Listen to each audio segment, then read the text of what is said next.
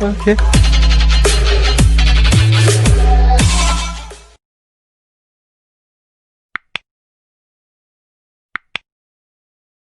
ৰ